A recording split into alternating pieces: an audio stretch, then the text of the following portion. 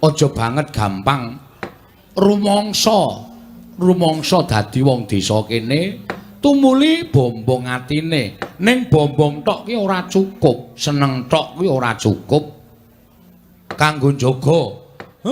sing wis diparingake dening pamarentah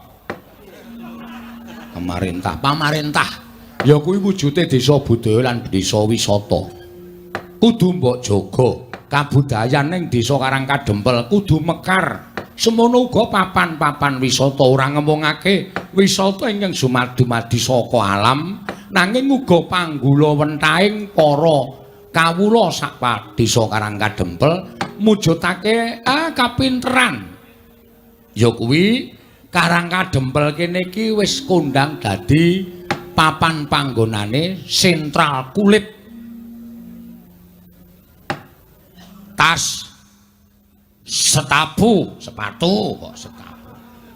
lan sak piturute iki asale saka kene mula wajibe kuwi padha dijaga carane njaga supaya tetep menjila kondang kawenang-wenang lah kuwi eneng pundhake sapa kuwi eneng tanggung jawabe saben-saben kawula ingkang mapan ana ing Karangkadempel aja diya-dinya aja padha regejegan tetep rukun manunggal tetunggalan bantu binantu antaraning siji lan sijine